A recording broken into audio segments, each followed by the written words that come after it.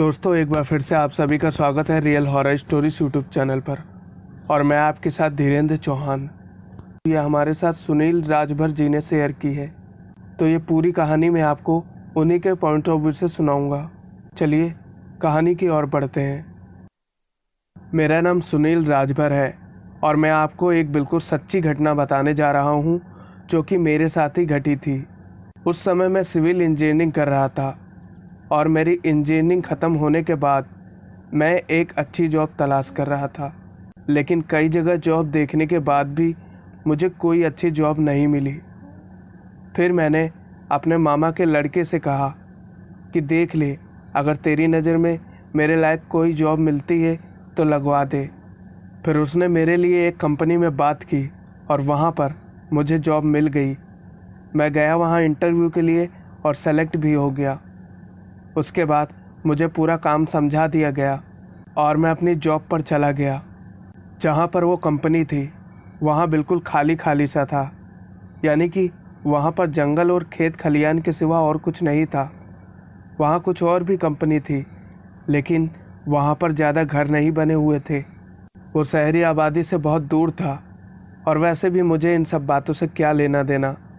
मुझे तो बस अपना काम करना था और पैसे कमाने थे। मुझे इंटरव्यू के दौरान ही ये बता दिया गया था कि मेरे रहने और खाने का खर्चा कंपनी की तरफ से मिलेगा। तुम्हें कोई भी दिक्कत नहीं होगी, तुम्हें बस अपने काम पे फोकस करना है। इन सब बातों को लेकर मैं बहुत खुश था, क्योंकि इतनी अच्छी जॉब और ऊपर से खाना और रहना सब कुछ फ्री। मुझे जो रहने के लिए जगह दी गई थी वो एक फैक्ट्री के दूसरे माले पर थी। ऊपर जाने के लिए कोई भी लिफ्ट नहीं लगी हुई थी, सीढ़ियों से चढ़ के ही ऊपर जाना पड़ता था। मैंने अपने रूम को देखा तो मेरा रूम बहुत ही अच्छा दिख रहा था। उसमें कोई भी कमी नहीं थी। सुविधा की सारी चीज़ें वहाँ पर रखी हुई थी। साथ ही साथ बिल्कुल पास में ही टॉयलेट बना हुआ था और किचन भी बना हुआ था। पहली रात मैंने सोचा कि आज मैं बहुत चैन की नींद सोने वाला हूँ, लेकिन कहते हैं ना, जब किस्मत ख़राब हो तो कुछ भी हो सकता है। सोने से पहले मैंने अपना दरवाज़ा बंद किया और कमरे की लाइट बुझा दी और आराम से सोने लगा। लेकिन रात में मुझे ऐसा महसूस हुआ कि किसी ने मेरे दरवाजे को नॉक किया है। और वैसे भी अगर रात में बिल्कुल भी आवाज़ होती है तो मेरी नींद अचानक से खुल जाती है। और मेरी नींद जब खुली तो मैंने देखा कि दरवाज़ा खुला हुआ है। आखिर ऐसा कैसे हो सकता है, मैं यही सोच रहा था, क्योंकि मैं तो दरवाजे को अच्छे से बंद करके सोया था, कुंडी बाकायदा लगाया हुआ था। लेकिन फिर भी दरवाज़ा का खुला होना जो कि मुझे खल रहा था। फिर मैं तुरंत उठा और फिर से दरवाजे को बंद कर दिया और फिर से सोने की कोशिश करने लगा। लेकिन इस बार जब मैं सोने को ही था तभी मुझे ऐसा लगा कि मेरी कमर पर किसी ने हाथ रखा है। और जैसे ही मैं पीछे मुड़ा तो मैंने देखा कि कोई परछाई जो कि किसी आदमी की है वो मेरे बगल में लेटी हुई थी, जिसे देख के मैं इतना डर गया कि मैं तुरंत बेड से उठ के खड़ा हो गया। मैं वहीं पर खड़े खड़े जम सा गया था। मेरी तो लाइट खोलने की भी हिम्मत नहीं हो रही थी, लेकिन अंधेरे में वो परछाई मुझे बेड पर अभी भी महसूस हो रही थी। वो वहीं पर लेटी हुई थी, उसमें कोई भी फर्क नहीं हो रहा था।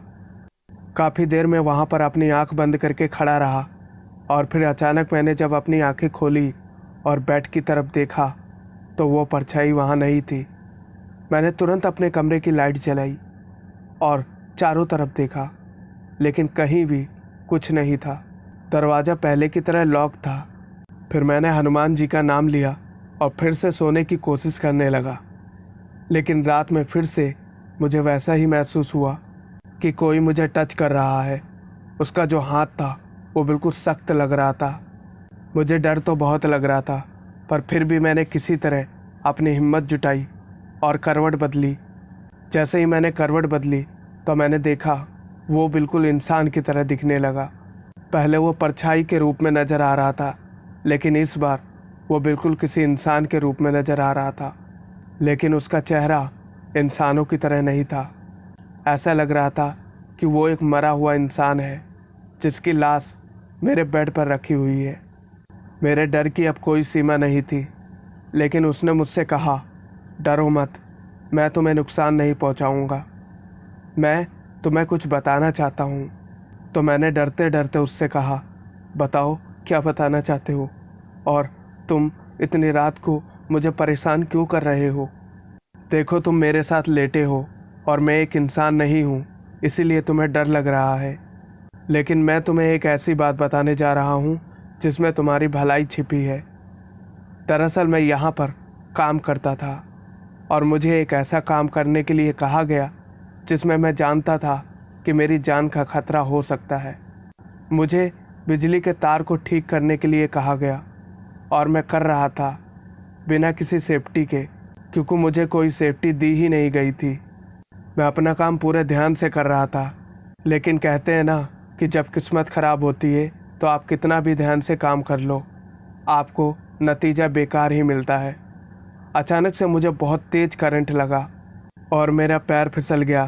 फिर मैं वहाँ से नीचे गिर गया, जाके मेरी मौत हो गई। मैं बस इतना ही कहना चाहता हूँ कि ये लोग तुम्हें काफ़ी कुछ दे रहे हैं, उसके बदले में हो सकता है ये कुछ तुमसे ऐसे ही काम करवाएं। तो अपना ध्यान रख के ही काम करना, क्या पता तुम्हारे साथ भी कोई ऐसा ही बुरा हादसा हो जाए। फिर वो मुझसे कहता है कि चलो कमरे के बाहर चलते हैं, मैं तुम्हें उसी जगह पर लेकर चलता हूँ। जब उसने ये बात कही तो मेरे मन में ख्याल आया कि ये मुझे अपने साथ तो ले जा रहा है, लेकिन कहीं मुझे धक्का देके खुद ही न गिरा दे और मैं भी इसी की तरह मारा न जाऊं। फिर भी उसके ज़बरदस्ती करने पर मैं कमरे से बाहर निकला। चारों तरफ सन्नाटा छाया हुआ था। वो मेरा हाथ पकड़कर धीरे धीरे मुझे उसी जगह पर ले गया।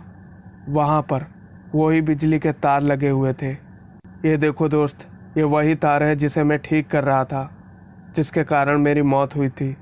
फिर उसने मेरा हाथ दोबारा पकड़ा। मुझे लगा अब ये मुझे मार ही देगा, लेकिन वो मुझे मेरे कमरे की ओर ले जाने लगा। कमरे के अंदर उसने मुझे ले जाकर छोड़ दिया और मुझसे कहा, अब तुम आराम से सो सकते हो, तुम्हें कोई भी दिक्कत नहीं होगी, और जब तक तुम यहाँ पर रहोगे मैं तुम्हारे साथ हूँ। तुम पर कोई भी परेशानी नहीं आने दूंगा, ये मैं तुमसे वादा करता हूँ। उसकी इन सब बातों को सुनकर मुझे उस पर विश्वास हो गया। सच में वो एक नेक प्रेत आत्मा थी जो कि किसी के भले के लिए भटक रही थी। काफ़ी दिनों बाद जब मैं वहाँ से नौकरी छोड़ने वाला था तो मैंने सोचा कि मैं यहाँ पर पूजा पाठ करवा देता हूँ, और फिर मैं एक पंडित को बुला कर लेकर आया और मैंने अच्छे से वहाँ पर हवन पूजा पाठ करवाई उसकी मुक्ति के लिए। पूजा ख़त्म होने के बाद मैं कई दिन और वहाँ पर रुका, लेकिन वो मुझे दोबारा कभी मिलने नहीं आया, जिससे मुझे यकीन हो गया था कि अब उसकी आत्मा को शांति मिल चुकी है। खैर, फिर मैंने वहाँ से जॉब छोड़ दी और मैं एक दूसरी जगह पर जॉब करने लगा।